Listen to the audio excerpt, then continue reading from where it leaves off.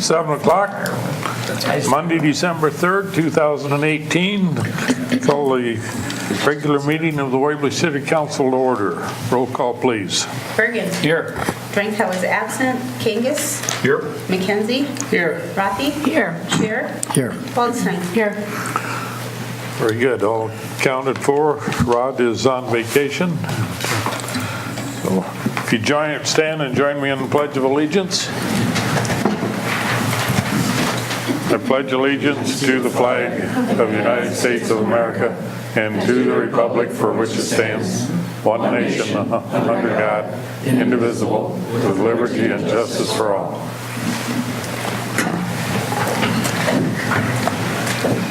Entertain a motion to approve the agenda. So moved. Second. Motion made and seconded. Any council discussion? All those in favor say yes? Yes. No? Agenda approved, 6-0. Approval of the minutes, to entertain a motion. Approve November 19th, 2018 regular meeting minutes. Move approval. Second. Motion made and seconded. Council discussion, corrections, additions? Hearing none. All those in favor of approving the minutes say yes? Yes. No? Minutes are for November 19th, 2018 are approved, 6-0, 1 absent. Our guest council member for December, Brian, I believe is... It's my pleasure to introduce Cy Damaretti. He is a high school senior. My interaction with him is kind of twofold. He was in the high school musical with my son, and I also know he's active in the Boy Scouts. My son's in Troop 69, he's in Troop 90. I'll let him do any further introductions himself. Okay, Cy? Yep, hello, I'm Cy Damaretti, and as Dr. Bergen said, I'm a senior at Waverly Shellrock. I've been in Waverly since 6th grade, and I'm glad to be here to see how you guys go through this process firsthand. So, I was at Boys State, and it's a lot. I bet it's a lot different than some of the processes there. So, I would think so. Thank you for the opportunity. Very good. Welcome, Cy. You have all the rights of a full council person, except we won't let you vote. You can take part in discussions, ask questions, whatever you'd like to do. So just jump right in whenever you see fit. Thank you. Time for public comments for any items not on the agenda.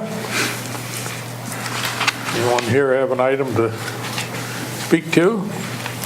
Seeing none, we'll move on. Consent calendar.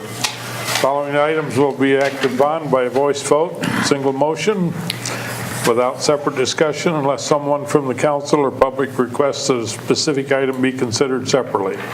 Item number 1, set public hearing date to review the Adams Parkway Bridge Repair Project, plan specifications, form of contract, and estimated cost for January 21st, 2019 at 7 p.m. in the council chambers of City Hall. Set public hearing date to review the Cedar Lane Reconstruction 2019 project, plan specifications, form of contract, and estimated cost for January 21st, 2019 at 7 p.m. in the council chambers of City Hall.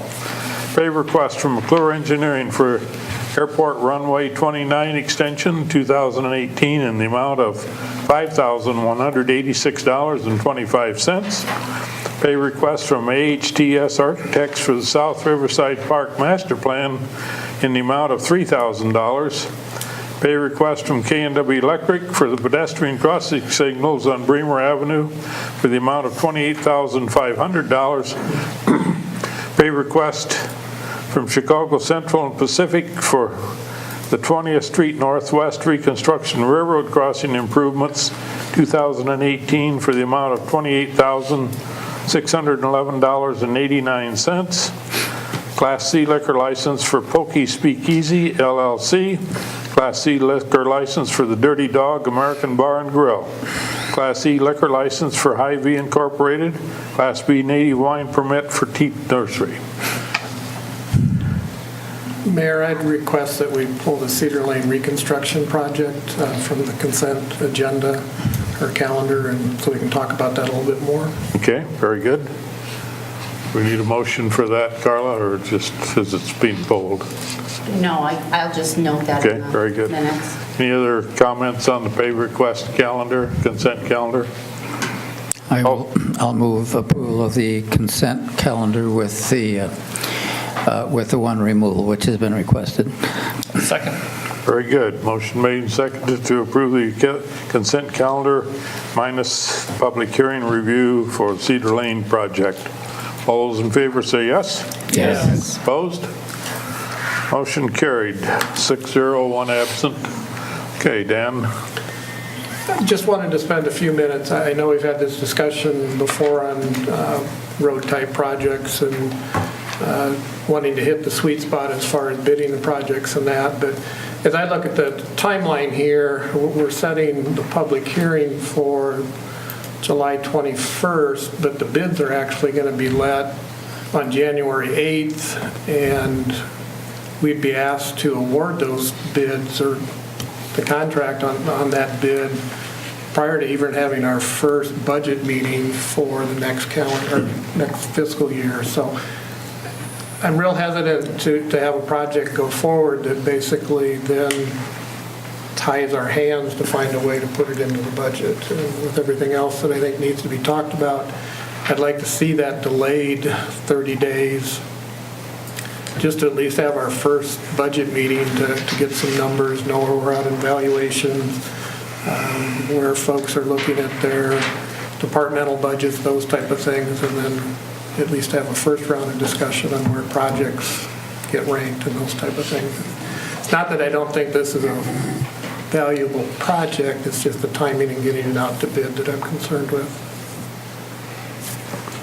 Okay, any other discussion on that? I can defer to Mike as well, but I don't see an issue with that. I mean, we're looking at a July start date, correct? July 5th, I think it's saying. Yeah, I mean, with all the projects we have coming, whether we're talking about projects that we've talked about in the past or the number of other items that we went through at strategic planning, plus the valuation, the rollback increases, it's probably not a bad thing to at least have some kind of an idea where our valuations sit and where we're coming in, what our bonding capacity is before we commit to probably about $1 million project without knowing what else is on the table to be looked at. I don't know from a standpoint of how long it can be delayed. If we're still going to hit a July date, possibly, how late can we delay the letting and the contract, Mike? Do you know offhand?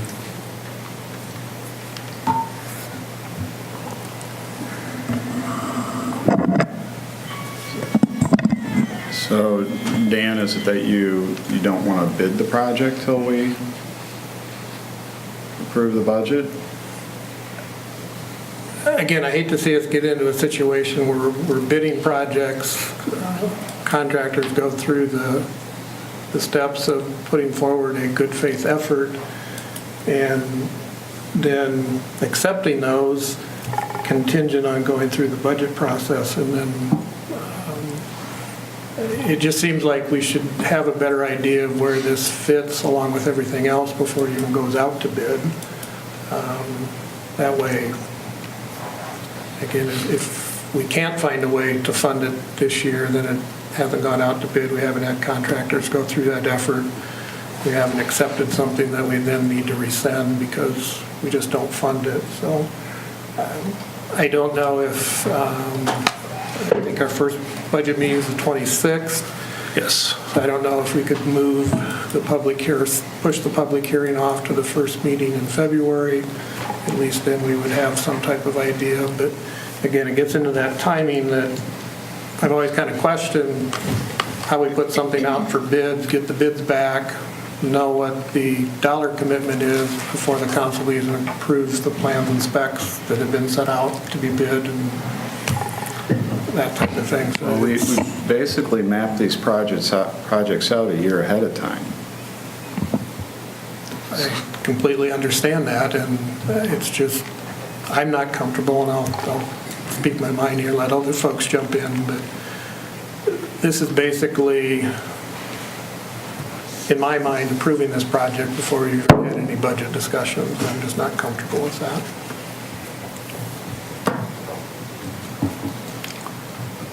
Any other discussion? Well, I know that it's been a priority to do this project. And so how does it stack up if we look at other, infrastructure projects we have in the next fiscal year? Does this seem like it would be taking a back seat to others? Or I know you can't predict the future of what we'll have to work with, but. Well, I mean, it goes down to you prioritizing. What do you want to do? We've talked about possibly having to look at the Green Bridge again, and there's some issues we're fighting through with that now with the state and having to possibly delist it and all this garbage there. We're actually the timing of the second payment from the DOT on Bremer. I don't think that's going to be an issue in this next budget. It shouldn't be. You still have 20th Street. You have the parks. You have the water main issues we brought up. You have a lot of things on there that could be in the multi-millions. This being another million on top of that, I don't know that we will have that capacity generated, initially what we have until we at least get valuations in, which is at least early January. By law, we have to have them in January. And we can start running some of those numbers. If you had the bid letting before that, I mean, if you're talking about a matter of 2 weeks moving the public hearing out to February 4, even February 11, I can't believe it'll have that much of an impact on the overall bids that are coming in if you move it 2 weeks. But again, it's my opinion. I don't do this all the time, but I don't disagree necessarily with Dan at all. I mean, it's nice to have the number ahead of time, but we can estimate that with the bonds. They always put on a premium of not to exceed. So if it is a little more, a little less, you can adjust before you issue in June or July. We only issue the amount we need anyway. So it's certainly not a funding issue per se if we have enough capacity and this is a project council wants to move forward with, along with all the other items that are not as big but do add up. When you bought $300,000-$400,000 projects, multiple, before you know it, you're in the millions. And with streetscape and everything else we're looking at, I mean, I live in that area. I'd love to see it done too, but it's I don't know. It just seems a little early as well. I mean, in our discussions on Cedar Lane, I don't remember any of that discussion also taking into account that the state was going to do their project on the Main Street Bridge in 2 years. So again, I'm just looking at it. Does that mean that doing something on the 3rd Street Bridge takes a higher priority over some other things if we think we need another way to get across the river other than the parkway, those type of things? So. And that was part of the discussion, strategic planning. Does that bridge now become an issue we need to address at some point, depending on how it's addressed? You have now a $2.5 million issue sitting in front of you. We didn't have a year ago when we talked about it at budget that this would be slated for July of this year or July of 19. So yeah, that is a change that may have to occur. Again, the timing of it, we don't even know yet, but we'll hopefully have more of that figured out by the time we get to budget. But so I guess, yeah, I mean, do you want to delay it 2 weeks from where everything sits? So you'd be having the hearing on February 4 and the bid letting on the 22nd, 21st. I mean, I think it's up to council. Does that give you enough time to look at valuations and get a little more info? Oh, absolutely. We'll have a good idea where we're heading on the first budget meeting on the 26th. Mm-hmm. We'll formally discuss most of the capital, the funding, et cetera, on the February 9th meeting. And by then, we'll be a month out of going to hearing. So it'll be pretty much wrapped up in mid-February, the entire budget for the most part. But even on 26, we'll know valuations, we'll know capacity. It'll just be a matter of here's your list of what can and can't fit, and we'll know where budgets are from Jennifer compiling them, so we'll know what the request is, what the tax rates are, the levies. We'll have all that by the first budget meeting and be ready to discuss a little more openly. But at this point, we don't know any of that. We can just only estimate and hope. I mean, I think logically what Dan is saying does make some sense. I also understand what Mike's saying, that, this has been, we've talked about this, not just the planning hasn't just been for a year, but we've talked about it for a lot longer than that. But, I think it is important for just a logical process, I guess I will say, and for perception. And if it doesn't harm anything, it might not be a bad idea. I mean, if we do have a plan like this in place for a year out and looking forward, maybe there's a way to, factor that in, that the timing is such that, we can do the bid letting after some other more key decisions have been made. If this is going to harm the project, I mean, I understand the potential harm if we were to make a decision to take it off the table and for the time that's planned. But again, we've been talking about this for a while, and I guess, I can't predict the future, but I don't see that as a serious risk. But, we should be able to say with confidence we've looked at everything and included it in the planning and budgeting process. If not just because that might be the best thing to do, but also the perception of our processes, I guess. Right. And we're talking 2 to 3 weeks. We're not talking 3 months. Right. We're not talking 6 months. We're talking a couple weeks.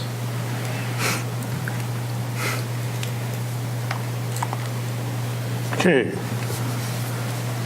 Vote on item number 2. Do we need an amendment to say we're going to change to set the public hearing for a different date? When is the? We'll come back with a date. Okay. We need to change the bid letting. Okay. Go from that to others. So this will all just come back later. That's what Mike's saying, is that they'll come back with a We need to recommendation. reshuffle the dates. So then maybe you want to remove that from the consent calendar then, this item altogether. Well, we haven't. Even though we've just already- voted on it. Right. So we approved everything except this item on the consent Yeah, calendar. just- Would this be something that could come back for a Yes, we vote could not approve. in 2 weeks if they tabled it? So we either Yeah. don't It's gonna come back approve as a it, if we different- don't approve it, does that negatively impact you bringing it back? I mean, you're not acting on it, nobody's made a motion to approve it, and he's going to bring it back with a different That's what I would say too. I'm not an expert on process or If we don't governance. act on it, you don't act on Yeah. it. So we could simply do nothing, and then we'll just, Basically, it's removed from the calendar, and we don't need to act on it. Right. Well, if the mayor calls for the vote and nobody says yes, I don't know if there's even been a motion. Yeah. Nobody's- I don't think anybody- Nobody's made a motion Once you pull yet. it, it has to be moved and seconded. just leave it there. So we're all comfortable with where we're at. Okay, we'll move on then to regular business. Resolution 18-165, a resolution approving a minor subdivision request for property located at 1415 Horton Road for the creation of parcel L. Entertain a motion. I'll move approval of Resolution 18-165 as stated by the mayor. second. Motion made and seconded. Council discussion. I know this was approved by Planning and Zoning. I would just like a little explanation as to I'm looking on, I believe it's page 5, the kind of the map, and I see how there's a little gap underneath the property. And I'm wondering, kind of, is that going to be used for an access road, or what is the purpose of the leftover land? On the south? On the south, so like you've got that little gap there, what's that going to be used for? What's going to happen to that leftover bit? I think they still own it. Well, But it's excluded. they're carving it off. I don't understand why the plat doesn't go all the way south to the boundary of their property. Is that so they can carve off a second bit of property and there's still kind of a road access coming in there? Is it a different floodplain? Well, Yes, that's it's a different part of it, I floodplain. think. The only floodplain that is a 500-year floodplain is what the parcel L. It's kind of a it's a circular. If you look at one of those maps that shows the floodplain, you'll see that there's an area right around the home that has Where is that the map? purple It's one. the or last page. The last one. It's got Purple and the gold. the light brown showing. Right, yep. That's why it's above the structures are out of the floodplain, the 100-year floodplain. Right. What they did is the parcel L is supposed to be just the area around the residence. So it's at 2 point so many acres. Okay. Is it 2.19? It said in I think the it's planning and zoning minutes, Yeah, 2.91. Okay. And the purple is what kind of floodplain again? It's actually the floodway. The floodway? yeah. Okay. Part of that's in the floodway. And that's even, this is not an It's old 100 map? year. This is a new one? This is a new one. That wasn't Okay. changed by anything, no. Okay. So that means that all of that land surrounding the park, well, no, that means that, Might look at an island if it floods out there, unless it's a big one. It is actually. During Yeah. 2008, I believe, it was surrounded by water. right, so what's the motivation for doing this then? The property owner wants to have it in a separate parcel than the rest of his farm ground. And so the way to do that is to have it changed to an R1 and then rezone it and plat it out as a homestead that way. So it's not part of the larger. I was at the planning and zoning meeting, and when they voted on this the second time, and I see my role there as to listen, so I didn't make any comments there, but why wouldn't this be spot zoning?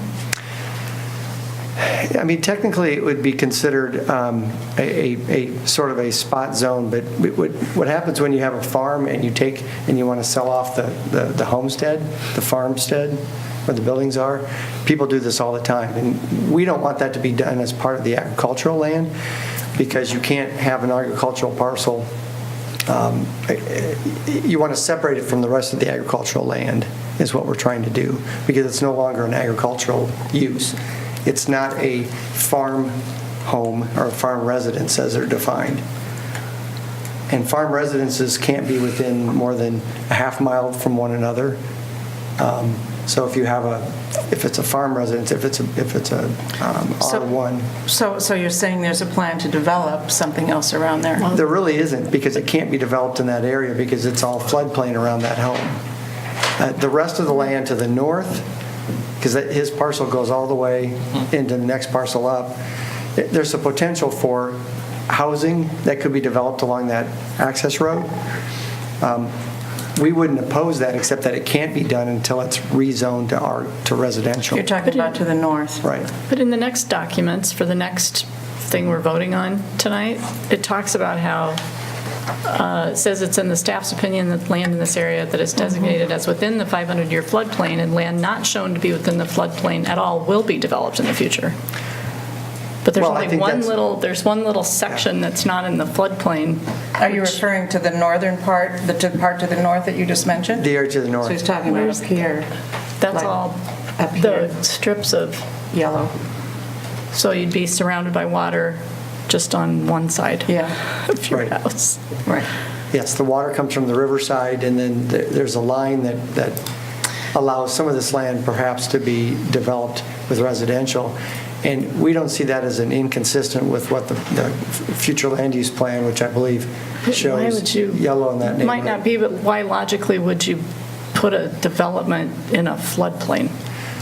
Well, it wouldn't be in the 100. It'd be in a 500 now. Well, but the purple is, Right. which Right. is, So we wouldn't want that to happen, and we would want to leave it ag instead of residential so that it could.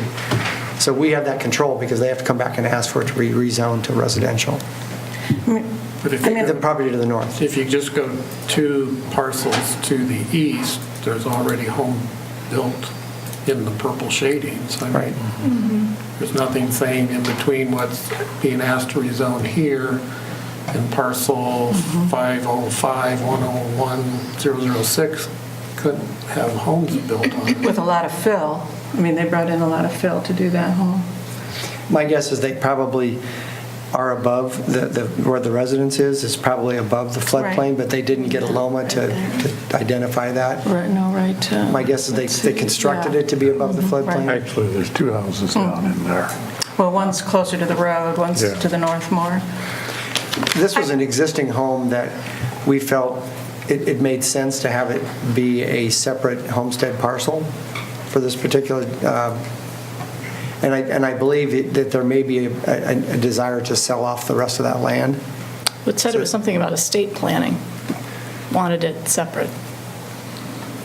I think that's because he wanted to be able to sell things if he needed to, and they get separated.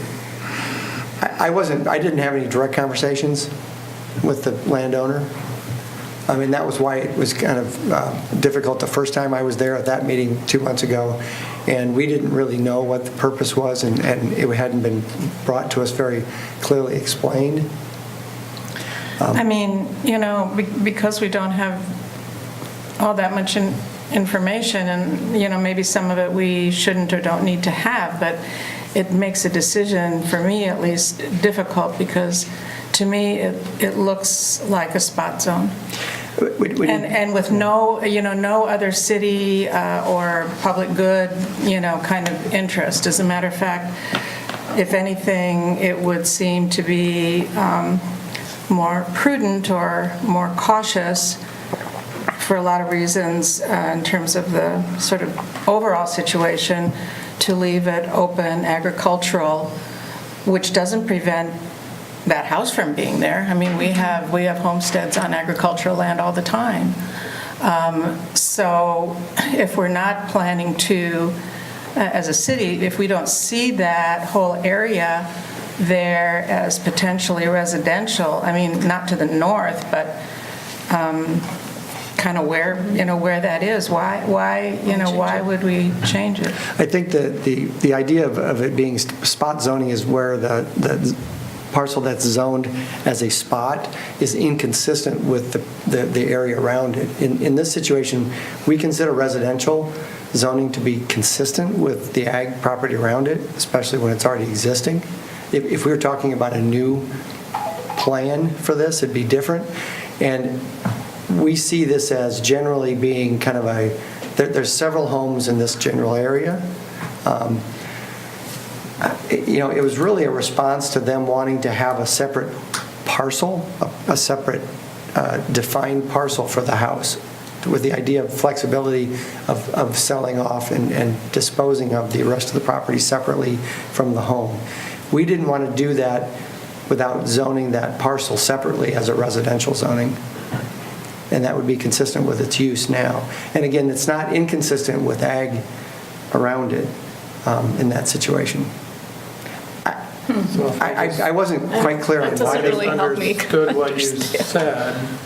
We could act on this and approve the plotting of this parcel, and then leave it at that parcel plus what surrounds it as A1, and not do the second partner part of this to rezone it to residential.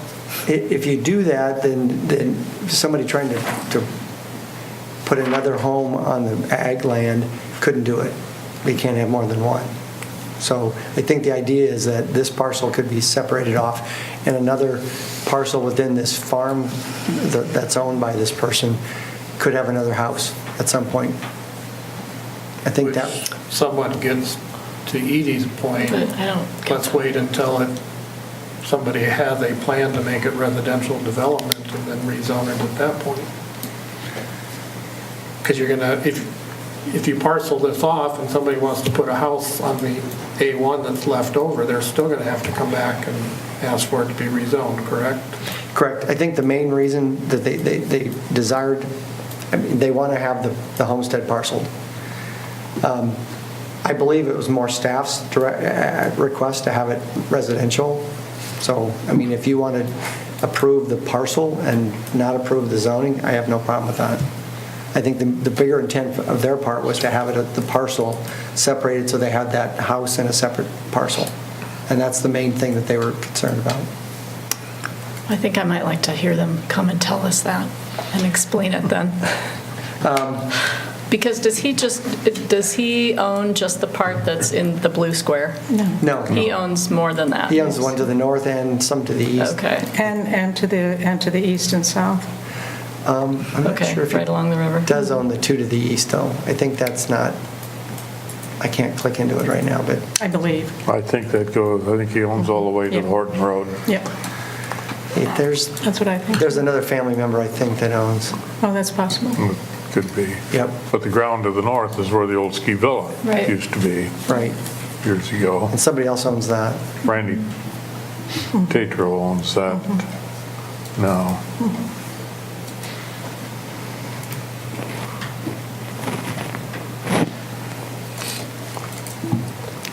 I mean, when this has been, when you say it's not uncommon, to separate out a parcel on agricultural land, is that usually attached with to a larger plan, or just somebody comes and says, I want to do this? Well, it's generally if somebody owns a large farm and they have a parcel they don't Yeah. live on anymore and they want to sell it off to somebody else. That's generally the kind of situation Right. you get and that's, I think, kind of what I it don't was. have as much of an issue with the parcel, I guess, although that seems a little bit, mysterious too, but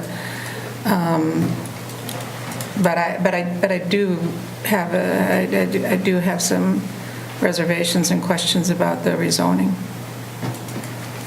And he does not own the property beyond the blue parcel to the east. Okay, That's owned by another party. okay. And then on the north side, And how about to the south? he does own the property on the north side Straight north and straight south. and straight south. Okay. But His not to the east. driveway actually crosses the adjoining property owner's property. So most of his, I'm assuming there's easements that go along with the drive. and Yeah, yes. This won't affect that at all. I think they're related. I mean, it's a related transaction that they separated their properties. so what are the pros and cons of this? I don't know that there's any cons in the sense of if somebody would try to acquire the rest of it and then put a residence, it would be considered a farm residence on the ag land. You would have to govern by the terms of whether you could put a house on that farm ground. If it's within a half mile of another residence, then they have to rezone it to R1 to actually put another house in the ag portion of the property. And this one would be a disqualifying one unless you rezoned the next parcel to be R1. Right, but it, but it would be possible for someone to come in and build a home similar to the one that is south and east of there, correct? Even though it's in the floodplain, in the floodway. We probably would have the ability to not allow that within the city limits because of our flood zone ordinance. 'Cause So it's how within the did floodway. the other one happen? Probably not as strict enforcement. I mean, to the question of public good, I'm assuming this parcel would be taxed at an R1 residential rate versus an ag rate, so there's a little bit of a... They're both considered residential assessments, yeah, so they'd be the same. It's not the zoning, it's the classification of the property. usage.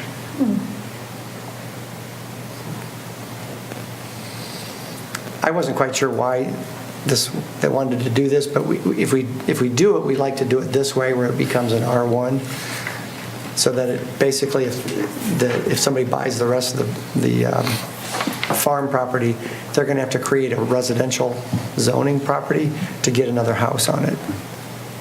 Because we really want one farm residence per farm. Where would you envision more? Houses. Yeah, To the north, In the, to the north.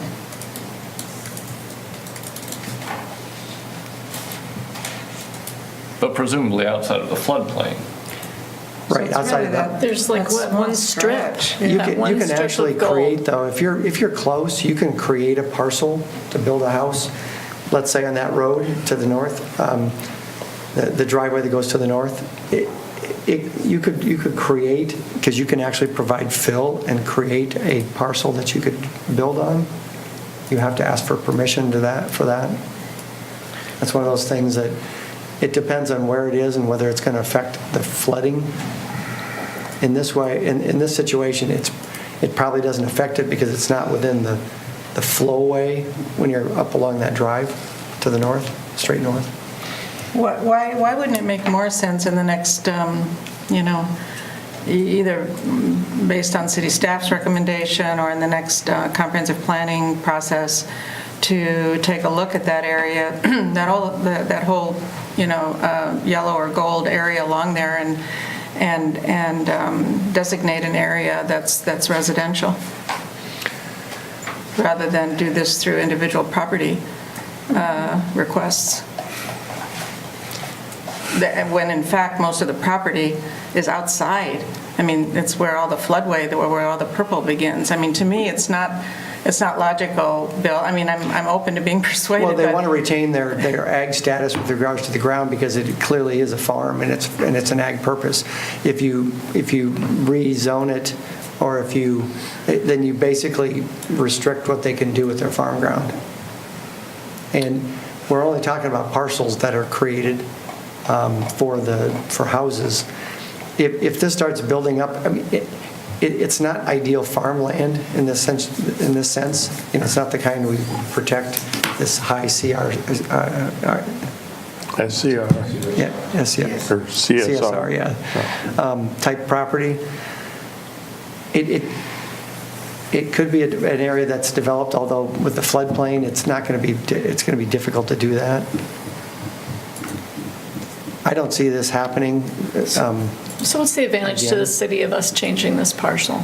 There's no From advantage, A1 I don't to think. I don't know that R1. there's any disadvantage, but there's no advantage necessarily. Be residential in that sense. Why do we want it to be residential?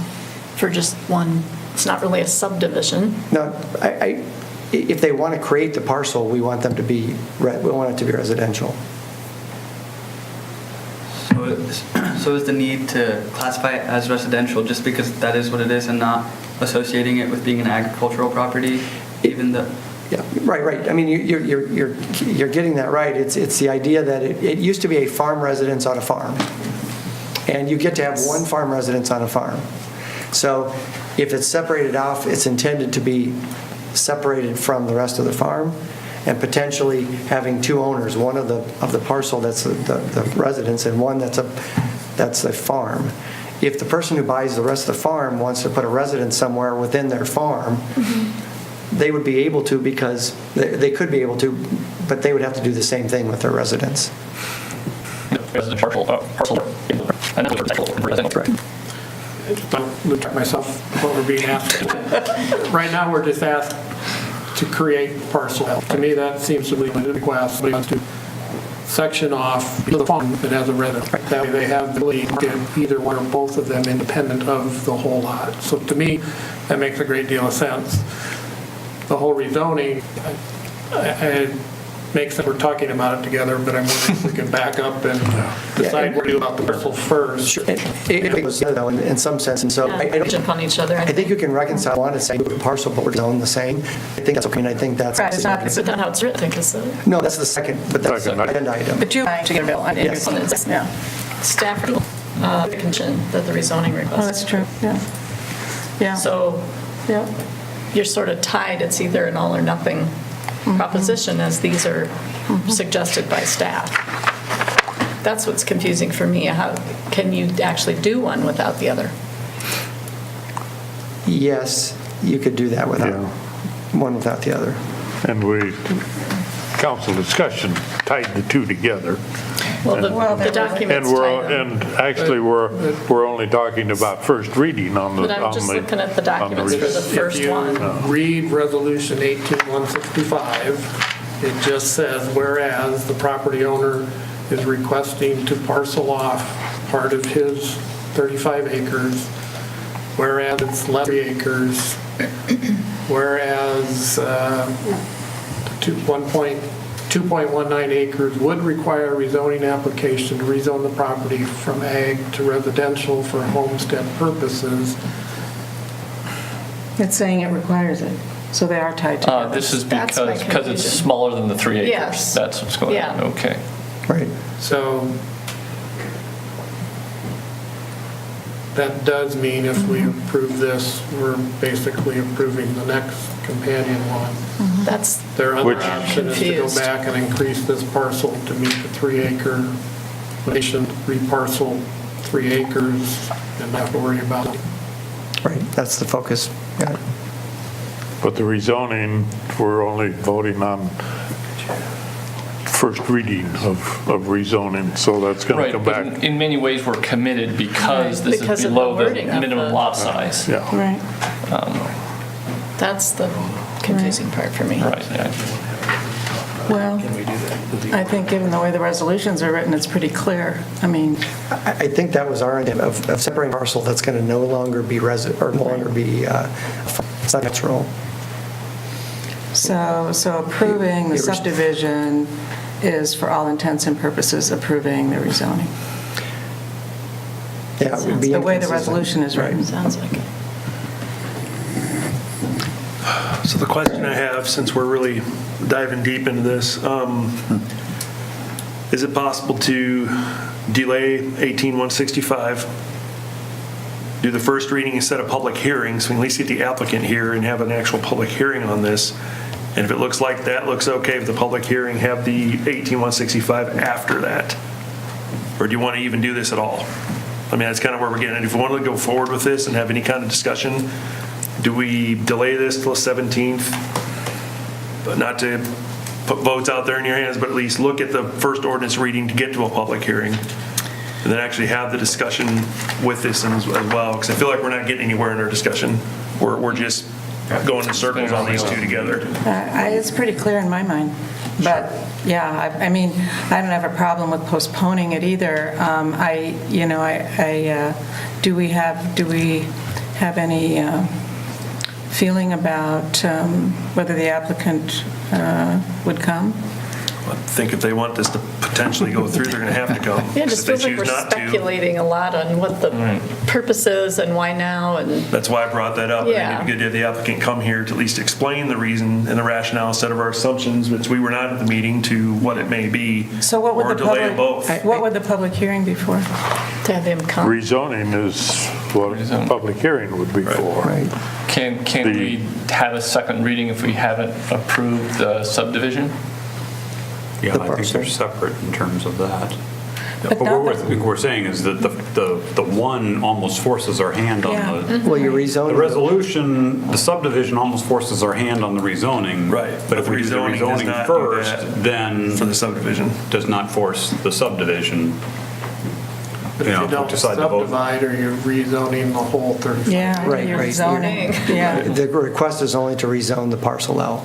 I would be, I think, if we're going to do something along those lines, I would be in favor of just postponing the whole thing, keeping it in the same order. I think I'd ask And that so we can regroup. And You I'll know, ask- postponing the whole thing and asking the applicant to come and, And I'll ask Rachel to come too. Yep. yeah. That'd yeah, be helpful. Yeah. Well, but we would need to pass the first reading to set the public hearing. Not if you table delay both. it. Table it, And delay just it, and ask just for- reschedule it for the next. If council's agreeable to that, we can move forward. I would move that we table items 1 and 2 from the agenda to our December 17th meeting. I'll second that. Motion made and seconded for items 1 and 2 on regular business, rezoning the resolution 18165 and the first reading of ordinance 1054 would be delayed until December 17th. But that question, though, we can't have first and reading and public hearing at all at the same time Right, we'll have to reschedule the public hearing. for into January then. That would be correct. I mean, do you know of any urgency surrounding this? No.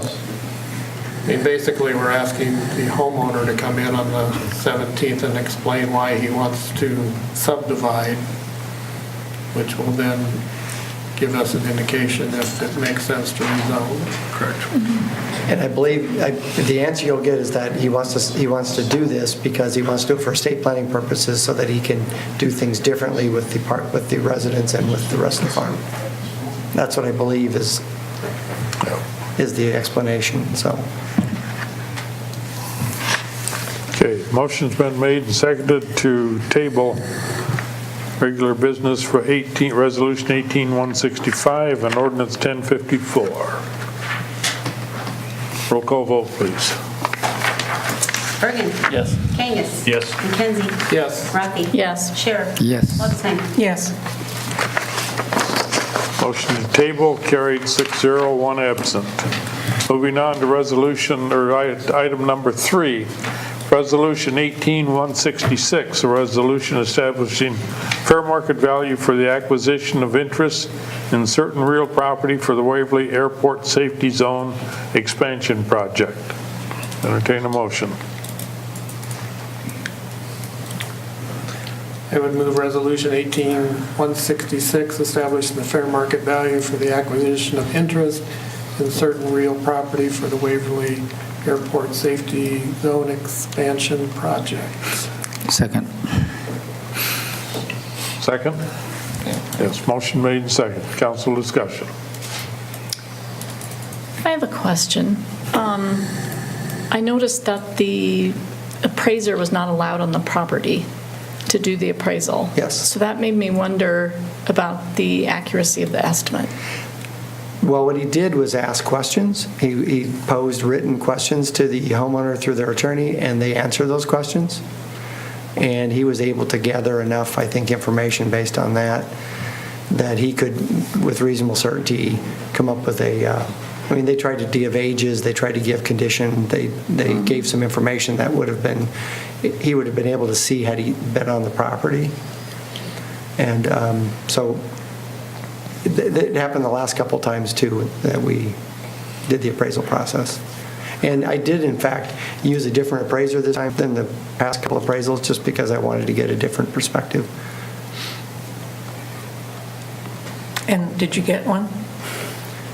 Sort of, it was a little different, but it's been a couple of years, so it went from 267 to 275, so it wasn't really much different, to be quite honest with you. Did they get on the property the last time? You could observe the condition, somewhat of the condition from the exterior. We could get pretty close to the property. The answers, the question and answers, I think, did fairly well, because they were very specific questions, and they did try to respond to those questions. So we got information. I think he felt comfortable with it. And so wishes we can fair market and allow negotiations before. It's the minimum that the city can offer and pay for this property. So let me just, for the entire property, or just the? This is for the entire property. And the FAA reimbursement would be for the entire as well? That process did connect the easement to them something for that purpose. The property is the way it's situated because the house are right on the edge of the safety zone. Mm-hmm. If they were farther back, they condemn a part of the property that was not necessary for the rest. Since these buildings are right on the line, then they want to. Who is they in that? FAA. Okay. And is there a limit to what we will get reimbursed? 90% of what we end up paying them? Does that arrive compared to when they get out? The way we've got it timed is it should be next summer when we are able to recover that money. And it depends on when the closing, obviously, for when we do it. If we go to mediation and our bill is off by, is it more than we have to reimburse legal costs? Is that correct? Keep in mind, right before we go into nomination, if we do that, we get to make a final offer. Okay. And it's a final offer, not the fair value that's set in this meeting. Okay. Roll call vote, please. Lindsay. Yes. Rafi. Yes. Waldstein. Kangas. Yes. Resolution 18-166, one absent. Resolution 18-160, Affiliation Administration 5 Improvement Plan for Federal Fiscal Year 2024. Second. Council discussion. So on this, I see not the first 5 years, but I see all the way up until 2020. I see more action for runway, and I'm curious what that is. That would be looking at potentially going a north-south. And those in excess of the year, just kind of giving the FAA ideas for what we might want to do, not more of kind of a long-term planning for their purposes to kind of have any holding of possible action. And or staff, us and also for the who are following this, could you maybe just walk us through the highlights of, key approved 2024?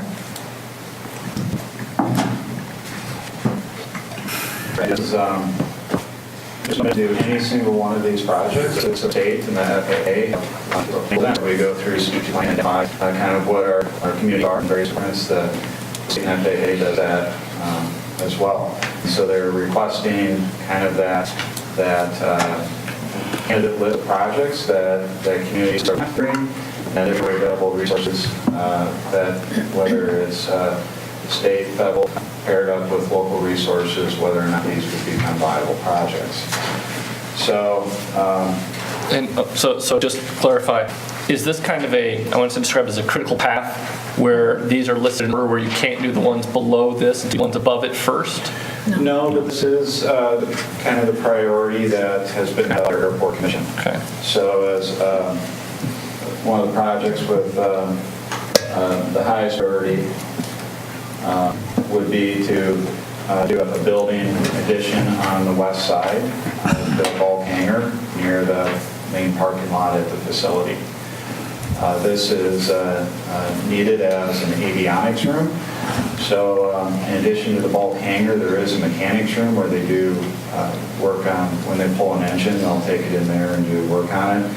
This is for a high-end electronics work on the instrument panel and those types of features. So our new FBO has requested that we consider building an addition that would help support that function of the repair work. Does he anticipate that'll bring more business into the airport?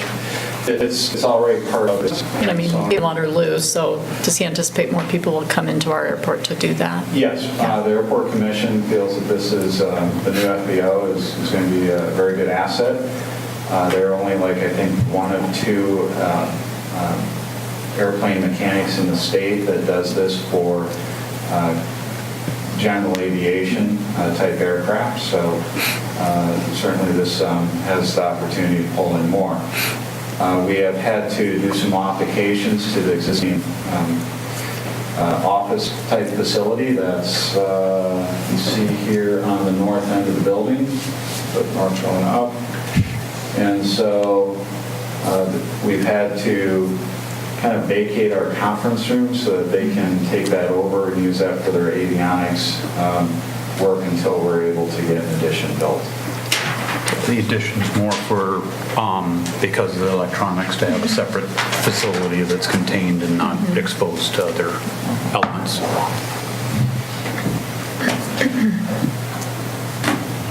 Now, I know there's a kind of prioritizing that things are supposed to be on the list. I'm assuming this is an addition to this list that wasn't there in previous years because we've got a new FBO. Is that causing any problems with things hopping to the top of this list that weren't there before? Well, again, it's been reviewed and approved by the Airport Commission, so they agree that, yes, this new thing should move to the top of the list. Also wanting to connect the west end to the taxiway by the T hangars. There's another project.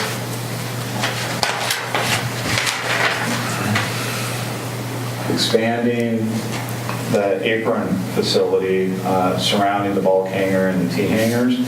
It's basically becoming overcrowded, in particular during the summer and into the fall when we have a lot of ag-related aircraft and flights taking place, whether it's doing supporting our regional farmers with ag spraying, or whether later in the fall if it's doing cover crops where they plant rye or radishes before they combine corn. So that's very becoming much more popular. I think in 2017 there was about 3,000 acres of cover crop put in, and this year I believe there was over 4,000.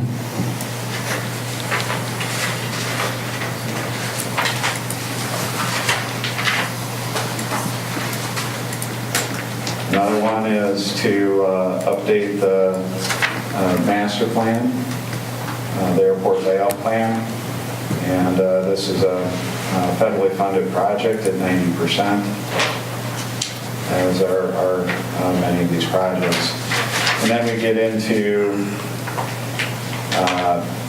as was mentioned, if we start looking, so this is for 5 years, that was talked about after updating the master plan is to look at adding more T hangars because our available hangar space is full. We are, I believe, fully rented out with our available space for lease. And then, as was mentioned, Dave asked, we're looking beyond 5 years and going to refer to as long-range needs assessment as getting another 20 years or more. And so, yes, you will see constructing a taxiway, potentially doing an environmental assessment, looking at north-south runway.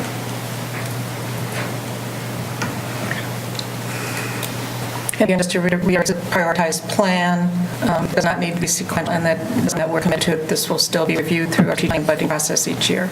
That's correct. Mike, can you move that over so we can see each of the years go with it? Thank you.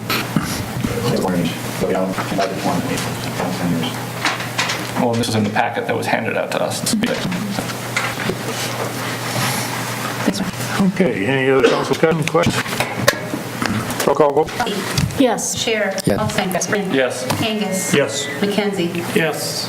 Resolution 67, approving federal 5-year capital improvement carried, 6-0 absent. Resolution 168, being the citywide asphalt patching fall 2018 project is passed on. It's paid for Iowa. I will move approval of resolution 18-168, accepting the asphalt fall 2018 project as approving phase number 1 amount of $28,030.14 as final pay request to construction of Farley, Iowa. Second. Motion second, council discussion. Did that, is this at 20th Street North Railroad crossings, or is that? That work on 20th Street Northwest was as part of that project. Separately. It is part of the 20th Street project. It was incorporated right into the project. So this is going to do the work out? Okay. The reason I ask is the stopping on tracks is That already been be addressed. discussion on resolution. Roll vote, please. Chair. Yes. Waldstein. Yes. Kangas. Yes. McKenzie. Yes. Rafi. Yes. Resolution 18-168 approved. Resolution 18-169 is a hearing on a proposed amendment to the Waverly Unified Urban Renewal Plan in the City of Waverly, Iowa. I'll move resolution 18-169, a resolution 17 City Hall, the daytime and place public amendment Waverly Unified Urban Renewal, Waverly, Iowa. Second. Motion made and second. Council discussion. Roll call vote, please. Waldstein. Yes. Kangas. Yes. McKenzie. Yes. Chair. Yes. Resolution 1869, setting public hearing for Waverly Unified Urban Renewal Plan, carried 6-0, 1 absent. Third and final reading of ordinance 1048, an ordinance amending section 110.4.09, handicapping section 105.4.1, parking restrictions of the Waverly Municipal Code. I'll move exactly what the mayor just read. Second. Made and seconded. Council discussion. I'm not sure we can get I know. You passed last vote on. Roll call vote, please. Bergen. Yes. Kangas. Yes. McKenzie. Rafi. Chair. Yes. Waldstein. 1048, 601 absent. Final reading of ordinance 1050, adopting the city code of the city of Waverly, Iowa. Move approval? Meeting set to adopt the city of Waverly, Iowa. Council discussion. Roll call vote, please. Kangas. McKenzie. Yes. Rafi. Chair. Yes. Waldstein. Yes. We have now fully adopted city code of the city of Iowa. Cancellation of the 2018 study session due to the holiday. Move approval. Second. Council discussion. All those in favor of December 24th study session? Yes. Opposed? There's 24th study session is due to the holiday. I'll move resolution Lynn Brunson, placing chair on the Waverly Board of Trustees for a term ending December 2019. Randy James Carver and Joel Reeves Commission Board ending 1st, 2021. Second. Wait a second. Council. Well, I feel I need to say something. I know I've had things with the mayor. I've been trying, one of the charges that was given to me after some new blood on these commissions. And I did have someone who was interested in Leisure Services Commission. As it turns out, those 3 people who are being reappointed all were coming back onto the commission. So I'm really because of course, I know how hard to get people who are engaged and wanting to serve, so I definitely want to support the mayor in, these people come back, they get appointed at the same time. I also know that we need to get kind of new faces on here as well. So I'm going to support Mayor on his appointments, but I also want to speak out and say that we need to find ways to get new people on these commissions and serving, and we have other who are willing to find a way to kind of make room for them. It's tough. Because Absolutely. I realize you're in a difficult position, and when you have people who want to serve, it's kind of hard to say, no, we don't want you to serve. At the same time, I think if you've got new people who want to step in, it'd be nice to find some kind of a balance where we can get both those things working. If it was just one reappointment, it would have made the decision much easier. But when you have three that are working together quite well. So do we have a mechanism to identify people who are willing but are evidently not being asked? Do we need to have a mechanism for that? It's just It's kind of going around shaking down the trees and seeing who's, if you can. So I have to be honest. The way that I found Cy here was I was looking, maybe he knows some people, he's got family members who might be interested in serving, and he stepped forward and said, gosh, I'd love to do that. Fortunately, I don't think I can put him on any commissions because I'm pretty sure he's leaving in a year to go to college. So. Well, I just thought, I was hearing you say that you might have some people identified, but they're not being recognized for. Well, I mean, it's always hard to find volunteers willing to serve on commissions. Yeah. This was a case where I had one person who really was interested in this particular commission. Now, maybe she'll be interested in other commissions. I'm pretty sure Dean is going to reach out to her and see what other options she might be available for and interested in. That's good. And we also are required to have gender balance, too, on the commission, so that's important to remember. I would just like to say that internally, we do have applications that if people are interested, they can fill out, and then we can forward them to the mayor. Good. So if you come across people, please have them see me or Tab or Mike or any of the directors. Whatever names are given to me are in my file. Okay. I wonder if we, or maybe we do, and I just don't know it, but I wonder if we should publicize that, that there is an application process if people are interested. And we have done that in the past. It's just getting to the point where you need to. Usually after some struggles, we find some people, but yeah, and it's not a bad idea. It could probably be discouraging too if we put it out there and we don't have anything to fill right at that time. People apply. Yeah, I mean, thinking that they might get appointed and then don't hear anything for. Maybe, certainly a rotation calendar might need to go along with it so they could see when people are going off or when their terms are up. Some of the commissions have quote term limits, but very few, so it's a little bit difficult to, if someone resigns, such as Jerry Weiberberg off the utilities board, sometimes it's hard to find a spot, even though there's people willing to serve. So some of them have term limits, but others don't. Right. We might get more people stepping forward if we work harder to let them know what the incredibly high salaries are. I think people do it for the prestige. And the pats on the back. Does happen occasionally. Okay, all those in favor of the mayoral appointments say yes. Yes. Opposed? Mayoral appointments are confirmed. Reports from boards and commissions, Library Board of Trustee minutes, September 11th, 2018. Received into record, Library Board minutes of Trustee minutes, October 9th, 2018. Received into record, senior calendar for December of 2018. Received into record, staff comments. I don't believe we have any tonight, sir. Yeah, very good, thank you. City council comments. I'd like to thank the faculty and students and staff at Wartburg for putting on the Christmas at Wartburg concert. They did a wonderful job. It takes countless hours of preparation, but it was a nice way to kick off the holiday season, and I got to sing Christmas carols near Councilmember Waldstein. So. Yeah, I'm going to take some voice lessons soon. I'd like to send out a personal thank you to Chief Purcell for the article that he helped with in the newspaper on Bremer Avenue and encouraging folks to not be afraid to shop downtown. It is safe. People can get in and out of their vehicles. You can get through town, and I'm not sure why we continue to have the group that wants to paint it differently, but we need to counter that by telling people it is safe and it is a good place to shop. Well, I'd like to second that. It's been my experience and observation that it's a lot safer getting in and out of your car now than it was when we had 4 lanes, which was partly why I was promoting this in the first place. I would like to point out that I'm going to be at the poorhouse after the meeting for anyone who would like to join me to discuss meetings. I'm sorry, Cy, I don't think you're old enough to drink, so you may not be able to share a beer with me. It's okay, he doesn't buy. Yeah, that's true.